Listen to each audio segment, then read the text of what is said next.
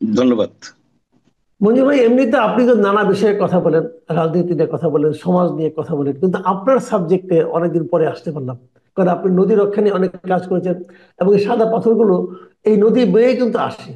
তো আমার যে জিনিসটা জানার প্রশ্ন, প্রথমে আমি আপনার একটু তাত্ত্বিক আলোচনাতে যাচ্ছি। সেটা হলো, এই নদীতেই সাদা পাথর পাওয়া যায় কেন? এত বড় বড় পাথর কোত্থেকে আসে এগুলো, এবং এগুলো আসতে এখানে কতদিন সময় লেগেছিল?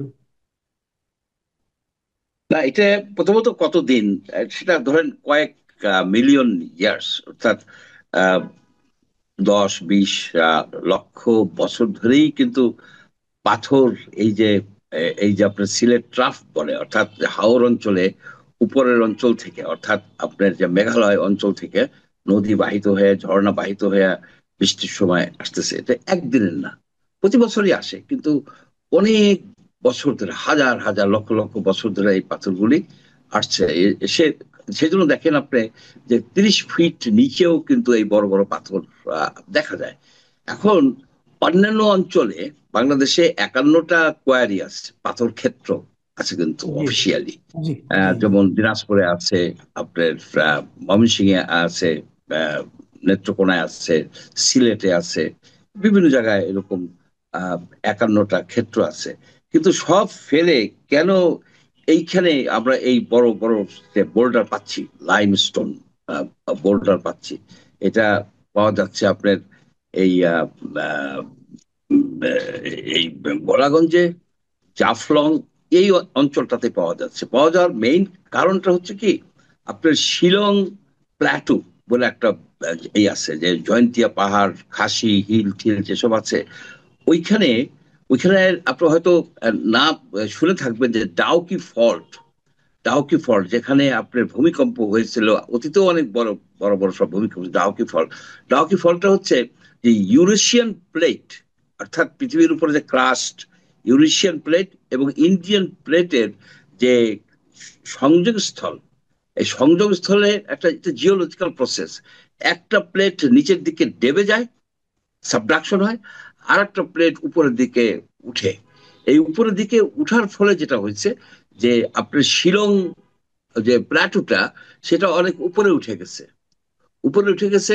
যার ফলে এই যে যে বড় বড় যে পাথরগুলি, এই যে লাইমস্টোন বোল্ডারগুলি, এগুলি উপরে চলে আসছে।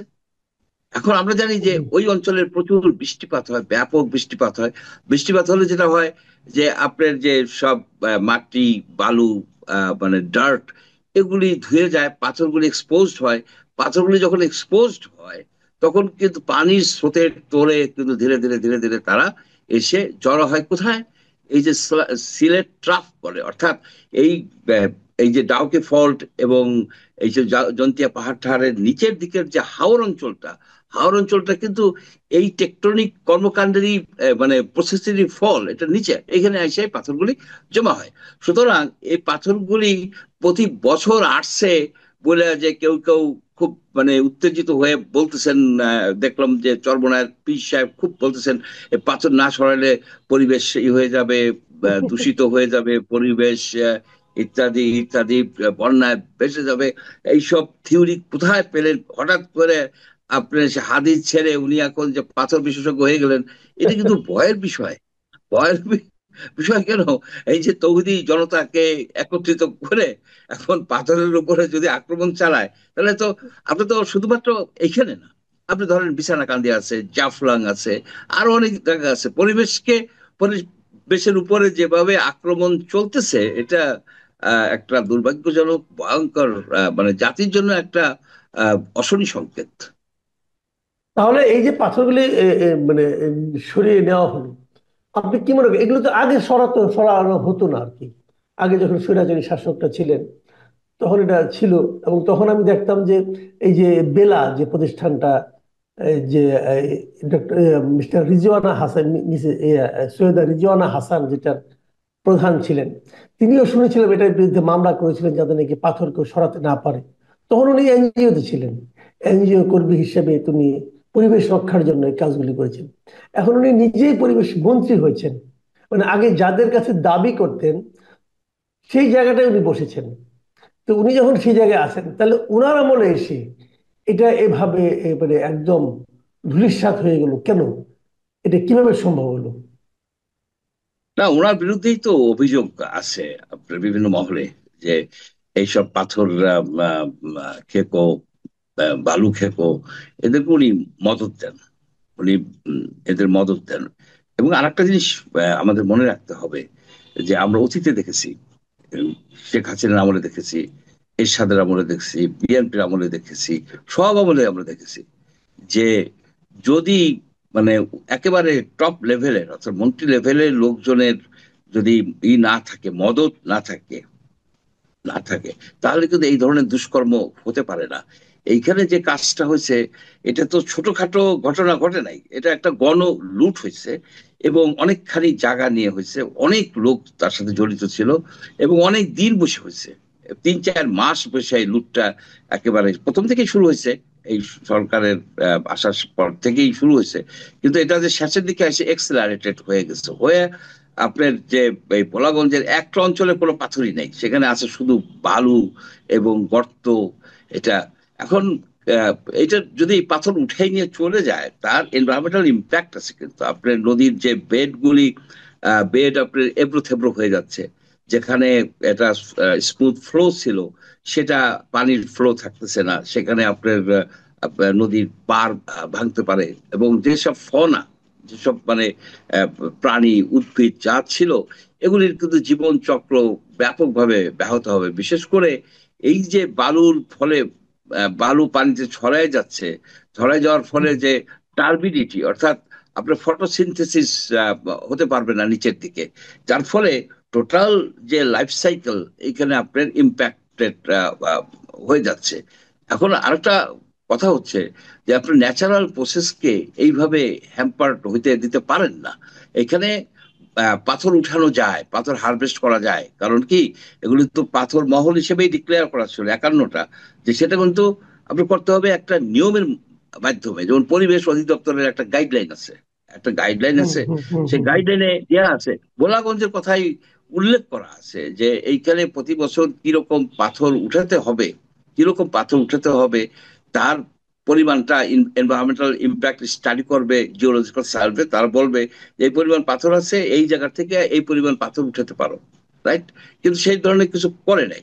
এখন সরকার যেটা করছে, বিগত সরকার যেটা করছে, অনেকেই চাইছে যে এই জায়গাগুলি, এখানে পাথর আছে ঠিকই, কিন্তু এগুলি আবার পর্যটন কেন্দ্র, এখানে ব্যাপক লোকজনের সমাগম হয়, তারা সেইখানে আপনি একটা নির্মল বিনোদনের জায়গা, আপনার পাথর আছে, পানি আছে, স্বচ্ছ পানি আছে, সুন্দর ওয়াইড ওপেন, একদিকে আপনার পাহাড়, আর একদিকে নীল পানি, পাথর সব মিলে একটা ন্যাচারাল অ্যাসেট ছিল বাংলাদেশের। সেইটাকে আপনার সরকার, অতীতের সরকার এটা চায় নাই যে এটাই হোক। এখন রিজওয়ানা হাসান উনি হাসতে হাসতে বললেন যে এই 4 বছর আমি ধরে রেখেছি, এখন পারতেছি না মন্ত্রী, মানে এই পোস্টে আসার পরে থেকে। এটা একটা ভুয়া দাবি, একটা ভুয়া দাবি এই কারণে, যে সময়কালের কথা বলছেন, সেই সময়কালের একটা বড় অংশ জুড়ে আমি জাতীয় নদী রক্ষা কমিশনের চেয়ারম্যান ছিলাম। আমি কঠোর হস্তে দমন করছি এই জি। পাথর খেকো, বালু খেকো। একজন বালু খেকো তো এখন ওই কাশিমপুরে জেলে আছে, 14 শিখের ভিতরে, করিকাঠ বর্গা, করিবর্গা গুনছেন হ্যাঁ, এরকম। ওটা আমাদের খেয়াল আছে। আপনি যখন নদী রক্ষা কমিশনের চেয়ারম্যান ছিলেন এবং আপনি প্রকাশ্য একটা সেমিনারে এই চাঁদপুরের একজন নারী মন্ত্রীর কথা উল্লেখ করেছেন। মানে আমি নিজেও অবাক হয়ে গেছিলাম যে আপনি একটা কমিশনের চেয়ারম্যান হয়ে কিভাবে সরাসরি একজন মন্ত্রীর বিরুদ্ধে কথা বললেন। এবং পরে কিন্তু আমার আমরা দেখলাম যে ওই আপনার ওই অভিযোগটা সত্য ছিল এবং সেই মন্ত্রী এখন জেলে আছেন।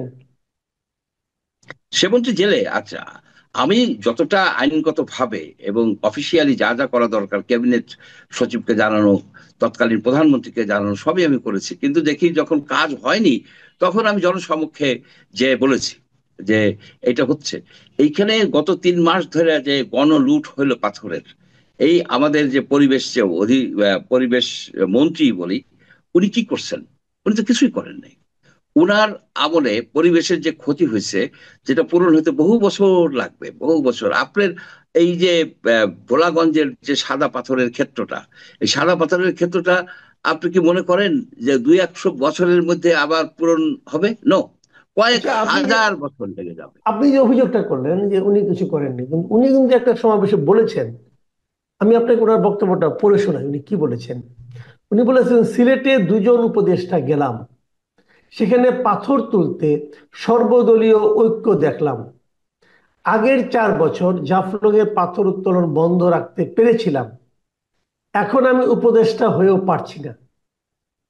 জাফলং রক্ষা করব বলে কোনো ঐক্য দেখলাম না।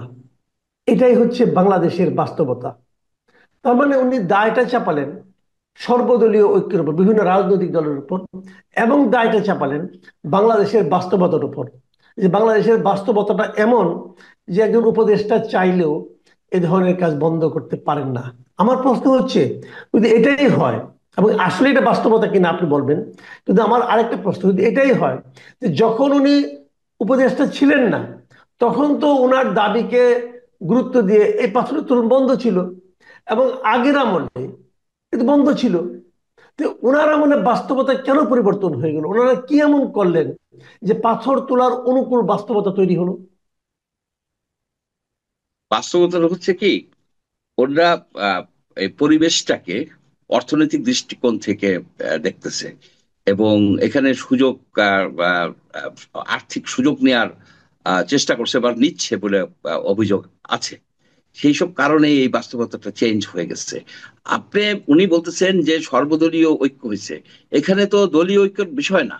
এখানে যে পাথর তুলবে আইন ভঙ্গ করে, বিধি ভঙ্গ করে, খনিজ যে আইন আছে 1992 যে আইন আছে, 2012-এর যে বিধিমালা আছে, যে খনিজ সম্পদ মন্ত্রণালয় থেকে যে কিভাবে এই খনিজগুলি, এটা তো একটা খনিজ উঠানো হবে, এবং পরিবেশ মন্ত্রণালয়ের যে নীতিমালা আছে, যে বিধি আছে, সেই অনুসারে যদি কেউ ভঙ্গ করে, তার জন্য তো 2-3 বছরের জেল আছে। তো তো উনি প্রসিকিউট করছে। এখন যে সেনাবাহিনী এখন যে সেনাবাহিনী এখানে পাথর বোঝাই ট্রাক গুলিকে আটকাচ্ছে, তো উনি আগে আটকায় নাই কেন? উনিও তো পারতো, বলতো সেনাবাহিনীকে যে পাথর নিয়ে যাবে, আটকায় ফেলো। যদি আটকায় ফেলতো, তাহলে ট্রাক আলারা কিন্তু এই পাথর বহনে ক্যারি করতে আপনার উৎসাহী রাজি হতো হতো না। না। যে হুম। যেমন আপনার, আমি যেমন বাল্ক হেড আটকায় ফেলতাম, বাল্ক হেড আটকানোর ফলেই কিন্তু আপনার চাঁদপুরে বা বিভিন্ন জায়গায় আপনার এই যে অবৈধ বালু উত্তোলন বন্ধ ছিল। এখন সারা বাংলাদেশের সকল নদীতে মহোৎসব করে কিন্তু বালুই করতেছে, উঠাই নিচ্ছে আনপ্ল্যান্ড ওয়েতে। বালু উঠাইতে হবে, কিন্তু প্ল্যান্ড ওয়েতে উঠাইতে হবে। আপনি দেখেন পদ্মায়, পদ্মা নদীতে বিশাল ভাঙন শুরু হয়েছে ডান তীরে। কেন হয়েছে? এই যে আনপ্ল্যান্ড, অপরিকল্পিত ভাবে আপনি র্যান্ডমলি যে বালু ড্রেজার যে তুলছে, এর একটা ইম্প্যাক্ট আছে। এটি একমাত্র কারণ না, এটা ছাড়াও ভাঙন হয়, কিন্তু এটা একটা কন্ট্রিবিউটিং ফ্যাক্টর। এখন এগুলি যদি উনি বন্ধ না করতে পারেন, তাহলে তো ওনার ওই পদে থাকার কোনো জাস্টিফিকেশন নাই। অথবা ডক্টর ইউনূসেরও ডিসিশন নিতে হবে যে এই ভদ্রমহিলাকে দিয়ে কি, উনি যদি আরো 1 বছর থাকে এই পরিবেশে, এই পরিবেশ বলে কিছু থাকবে না। সেন্ট মার্টিনের কি অবস্থা, সেন্ট মার্টিনের কি অবস্থা, সেখানে আপনার এই পর্যটনকে শেষ করে দিচ্ছে। পর্যটনকে শেষ করে দিয়ে কি পরিবেশ রক্ষা করতে পারছে? এইখানে কি করছে? এইখানেও কিন্তু উনি পর্যটনকে শেষ করে দিয়ে এখন কারা যাবে?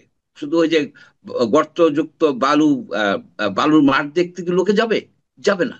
লোকে গেছে, সেখানে স্বচ্ছ পানি ছিল, স্রোতস্বিনী পানি ছিল, পাথর ছিল, একদিকে পাহাড় ছিল, সবই ছিল। সেই জন্য লোকজন গেছে দেখতে। এটা একটা বাংলাদেশের জনগণের জন্য অল্প খরচে একটা বিনোদনের জায়গা ছিল। সেটাকে এই রিজওয়ানা হাসান ধ্বংস করে দিল, দিয়ে দিয়ে বলতেছে যে আমি পারলাম না। আপনি পারলেন না কেন? 3 মাস ধরে এটা হয়েছে, এটা তো একদিনও হয় নাই। 3 মাস ধরে হরিণ লুট মানে ব্যাপকভাবে চলছে। গণলুট, হরিণ লুট তো না, এটা একটা গণলুট হয়েছে।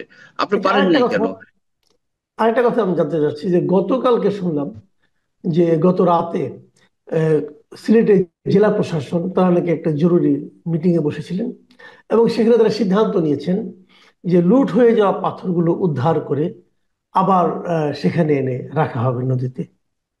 এটা কি প্র্যাকটিক্যাল চিন্তা?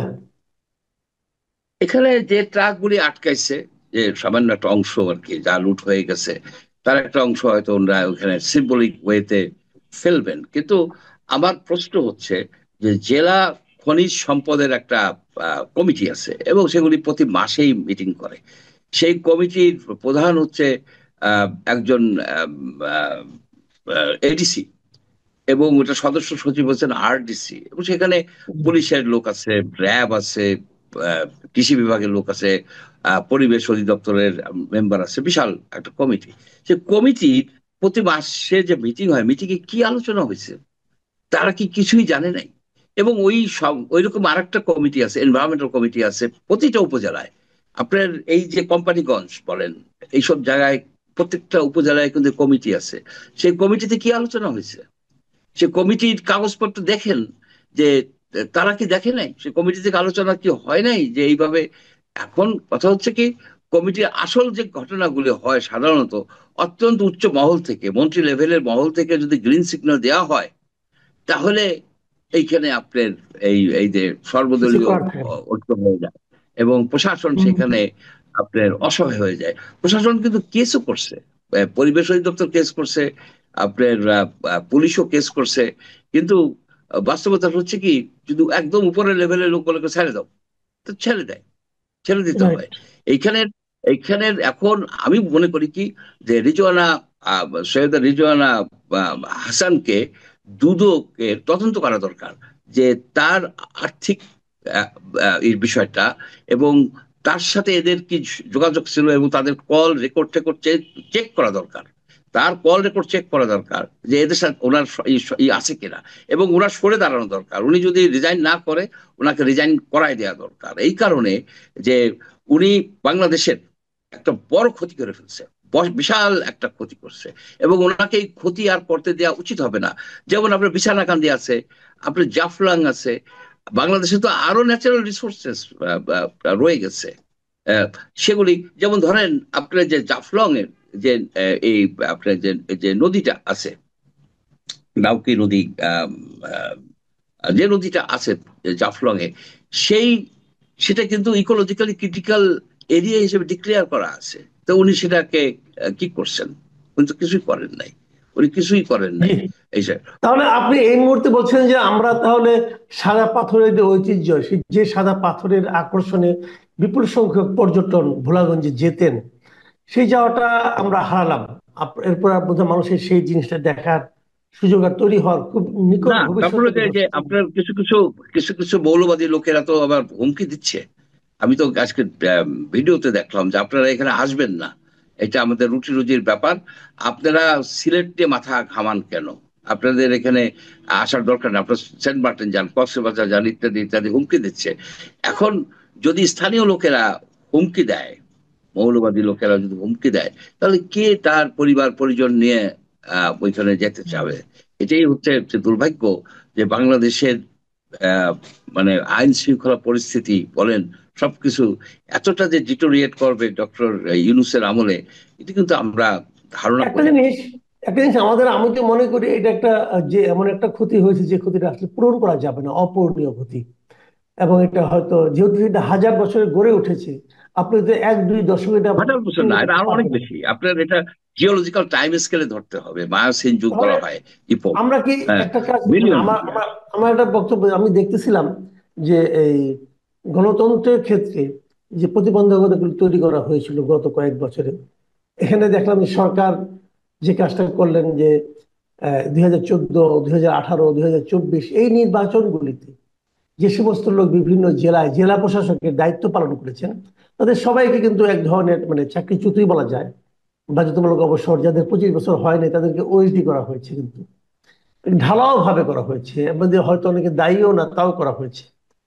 এরকম পুলিশের শীর্ষ এসপি পদে যারা ছিলেন তাদের বিরুদ্ধে অ্যাকশন নেওয়া হয়েছে, কোনো বিচার বাস বিচার না। তো আমি কি মনে করি না যে এরকম কি করা যেতে পারে কিনা, যে এই গত কয়েক মাসে, গত বছরের 5ই আগস্ট থেকে নাকি শুরু হয়েছে এটা, যখন থেকে শুরু হয়েছে তখন থেকে এই সিলেটের জেলা প্রশাসনে যারা ছিলেন, যারা এই খনিজ সম্পদ এগুলি দেখার দায়িত্বে ছিলেন, যে কমিটির যারা ছিলেন, এই সকলের বিরুদ্ধে কি অ্যাকশন নিলে একটা দৃষ্টান্ত স্থাপিত হতে পারে কিনা। না, এটা হবে কি, শুনেন, এখানে তাতে হবে কি, বেশ কিছু নিরীহ কর্মকর্তা কর্মচারীর উপরে একটা অন্যায় জুলুম করা হবে। এখানে উপরের লেভেলে উপরের লেভেলে, মন্ত্রী লেভেলে প্রথমত রেজওয়ানা হাসানের এখানে সংশ্লিষ্টতা আছে কিনা সেটা আগে বাইট করতে হবে। উনি যদি ডিসি কে বলেন যে এখানে এটা পলিটিক্যাল ইস্যু, এখানে আপনারা ইন্টারফেন করবেন না, তো ডিসি কি করবে বলেন? এই যে আপনার যে যে ডিসি দেরকে মানে পানিশমেন্ট দিল 2014 সনের ইলেকশন, 2018 সনে, 24 সনের, আপনার 14 সনে তো অর্ধেক জায়গায় ইলেকশনই হয় নাই। আপনার প্রায় 150 সিটে যেখানে ইলেকশনই হয় নাই, সেই ডিসি কে আপনি কিভাবে পানিশমেন্ট দেন?